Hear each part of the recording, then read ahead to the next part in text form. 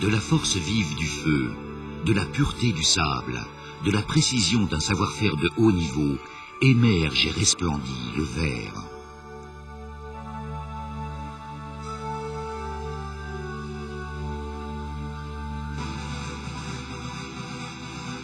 Le verre est une composition faite principalement de sable, un sable d'une extrême pureté. Selon l'application envisagée, fondant, stabilisant, affinant, y sont ajoutés puis mêlés. Le groisil, enfin, chute de verre récupérée en fabrication, complète la composition. Ces éléments sont soigneusement dosés et mélangés. Ils sont ensuite déversés dans un four de fusion réparti en 3 bassins. Dans le premier, sous l'action d'une flamme proche de 1500 degrés, les divers éléments fondent, s'associent au point de devenir une pâte. Dans le deuxième, cette pâte homogène n'est plus en contact direct avec le feu. Les bulles gazeuses libèrent les dernières impuretés. Dans le troisième, le verre, apaisé, quoique toujours en fusion, se dirige vers plusieurs canaux de distribution, alimentant chacun une machine de production différente. Chaque canal libère une goutte strictement calibrée en forme et en poids, variable selon le type de production, de 35 grammes pour un verre à pied à 3 kilos pour un vase.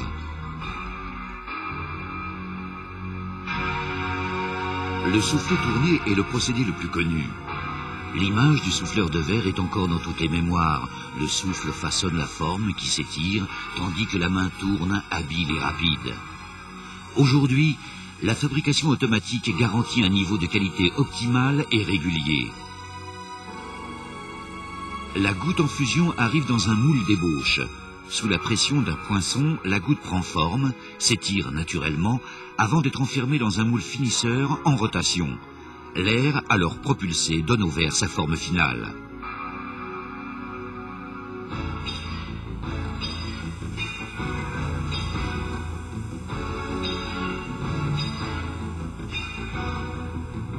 Transporté par sa bague, le verre est dirigé vers la coupeuse. C'est par le feu qu'il sera coupé à la hauteur voulue. 30 secondes ont suffi pour fabriquer un gobelet. Mené à un tunnel de recuisson, il en sortira libéré des fortes tensions internes subies lors des phases successives de sa fabrication. Un à un, enfin, les articles sont contrôlés, dimensions, aspects, touchés, avant d'être disposés dans les emballages.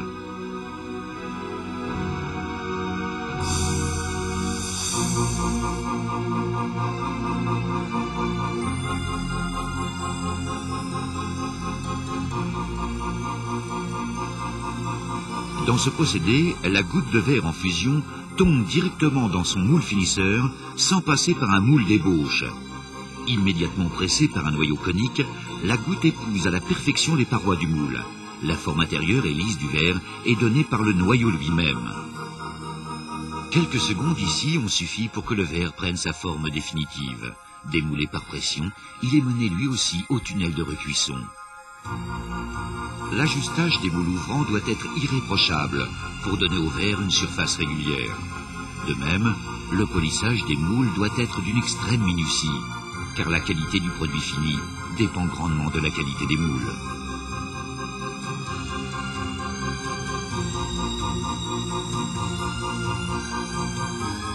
Les moules finisseurs utilisés pour ce procédé dit pressé doivent résister aux chocs mécaniques et thermiques violents. Ce résultat peut aussi être obtenu en déposant la goutte au centre d'un moule qui se met à tourner de plus en plus vite. Le verre s'étale par la force centrifuge et prend la forme du moule support. Ce procédé confère aux plats et assiettes une qualité de surface intérieure irréprochable.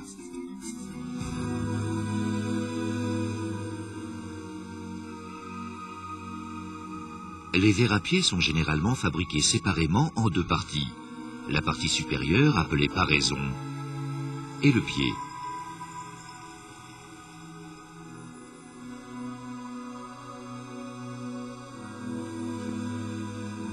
Transportés, passés simultanément dans un tunnel de réchauffage, La paraison et le pied sont saisis pour être soudés ensemble. La magie du feu opère, associée à l'extraordinaire précision technologique.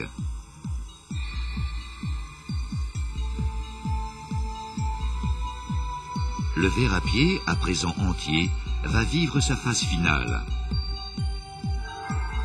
Le feu, toujours lui, aplanit le pied avec une précision remarquable. Environ 3 heures ont été nécessaires pour réaliser un verre à pied. Certains modèles seront réchauffés autour de 600 degrés, puis brusquement refroidis. C'est la trempe. Le verre trempé devient 2 à 3 fois plus solide.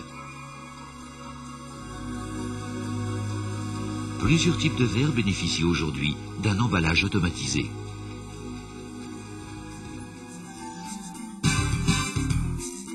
Le verre peut être décoré par sérigraphie ou par d'autres procédés.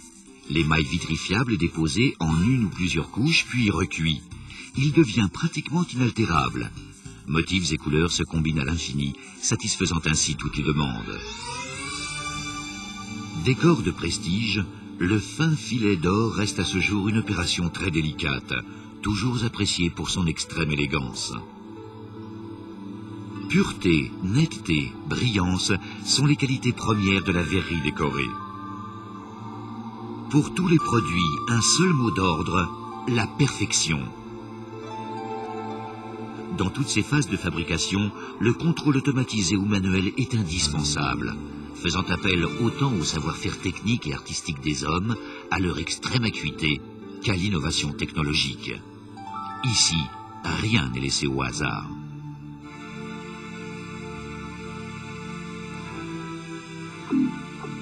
Depuis des années, les ordinateurs règlent automatiquement les installations de fusion électrique. Différent de sa composition initiale, le cristal est reconnaissable par sa sonorité, sa brillance et sa transparence exceptionnelle. Objet de toutes les attentions, il capte à merveille la lumière. Tout naturellement, ces reflets chatoyants se marient à la splendeur des ornements, véritables œuvres d'art. Expression des plus hautes technologies, le cristal perpétue le rêve de tous les magiciens de l'art verrier.